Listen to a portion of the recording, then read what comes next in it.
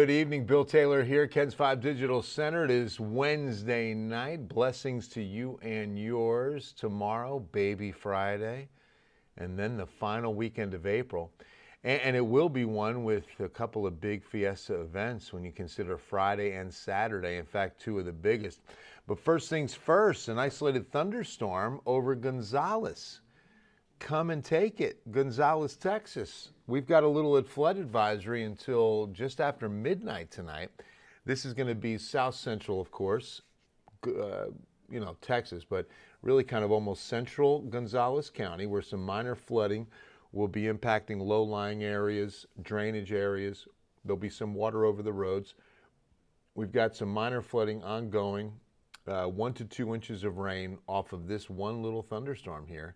And remember just how saturated things are, so this water really doesn't have anywhere to go. It goes right to runoff.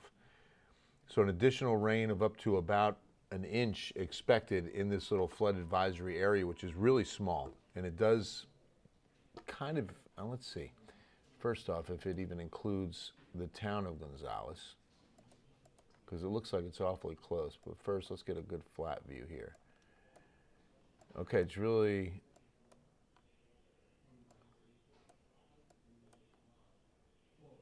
right there.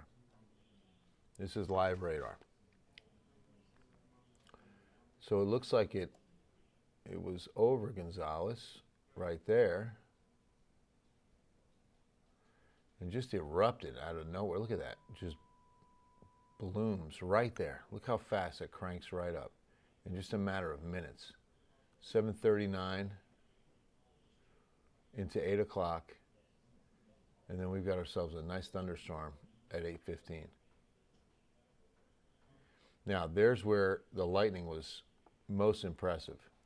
And remember, lightning is always a good proxy as to where we might be seeing the largest hail, where you see that good grouping of lightning, and that's always going to indicate a good amount of updraft, and that leads to large hail. Figured out the secret of catching it live. Have Ken's 5 app notifications enabled. Facebook doesn't notify. Okay, Kelly. Oh, awesome. I'm glad you figured that out. Hello, Hanak. Always good to have you on, Kelly. Glad you're watching. I want to see if there was any hail in this guy. East of San Antonio, looks like it's already starting to rain itself out a little bit. It's weakening. You can see a couple of little downpours out to the east of it, or I'm sorry, west of it. Yeah, look at that. That's some pretty decent hail.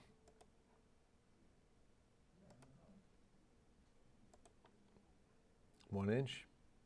Might see a warning off of this. This might be a severe thunderstorm warning any minute.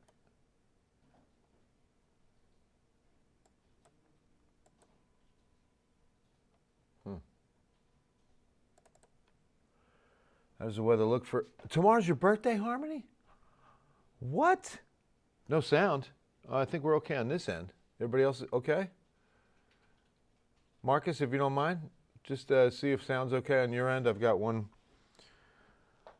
of our viewers not hearing me okay. You hear me okay? Okay.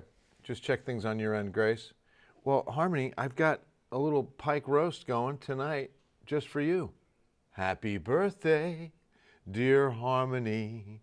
Happy birthday, even though it's a day early, and I should probably be singing tomorrow, but who knows what tomorrow might bring, right?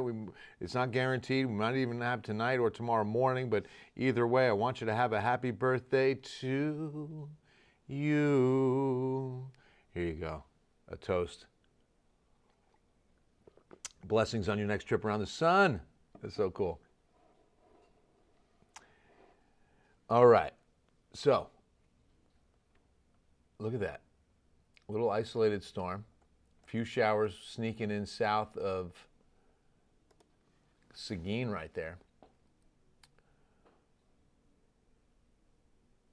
And what's happening there, by the way, that's just a little outflow from that thunderstorm. Remember, thunderstorm is going to have a tremendous amount of updraft as well as downdraft at the same time.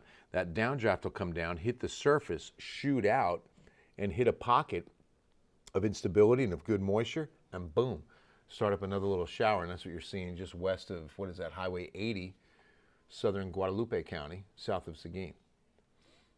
And it really looks like that thunderstorm over Gonzales will be over in about 15, maybe 20 minutes. But boy, real active day. Watch this. If I back it up 6 hours and look at the rain that fell and the thunderstorm that developed, it didn't make it to Victoria. I was thinking it might drift into Victoria as it was trending south below Highway 90 there. And then one residual thunderstorm flared up over Gonzales. And that's been about it. Not even Houston didn't really see much. It was all around Houston today on that rainfall. So yeah, moving forward, I mean, we're going to see now a good warming trend began today. Temperatures getting back up to where they should be this time of year, lower 80s. 85 for us, 88 Pearsall. And these will all be climbing a degree or two every day heading into next week. So the warming trend has begun. Wish a Viva Fiesta to Windsor Mission Oaks staffing on Roosevelt. Absolutely. Good to see you, Jacob.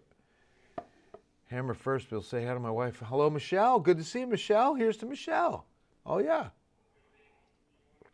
Happy birthday. Oh, there you go, Scott. Hello, Kevin. Brian, all is great. Something on CBS News about an ice tsunami in Michigan. I'm not familiar. Usually tsunamis are going to be across oceans. Don't know of one around the Great Lakes, I guess, would be interesting. I don't know much about that, Brian. Hope all is well with you, too. So, yeah, the warm air. Let's see just how warm compared to where we should be. So a little above average. 96 days in place from 1963, the record high. All right.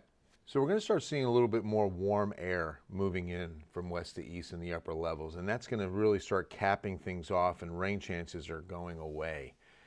So moving forward, it'll stay a bit on the humid side, but we won't be looking at rain chances as that cap of warm air aloft takes over. So I want to take you into the future radar picture here, and future satellite for that matter. Now look what happens tomorrow morning, socked in with the low clouds. This is also going to mean some fog, upper 60s to about 70 on the low Thursday morning.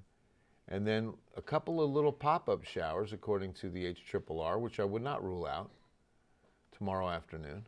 But look, sprinkles, that's all it'll be. And then as we get into, what's the high tomorrow? Only 81, 83. I think it'll be warmer. Friday morning, the clouds are back. Saturday morning, so I'm telling you, I think it will be a few mornings of low clouds and even fog. So let me show you visibility tomorrow morning, as long as I can find it. But we will see some patchy fog tomorrow morning. Of course, I'm not finding it.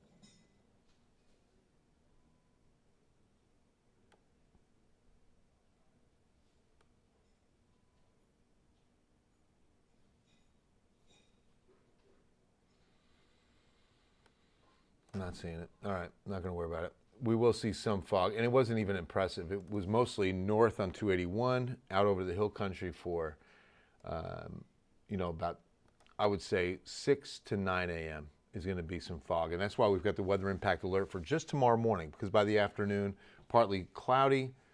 I think it's going to be more clouds than sun, 85.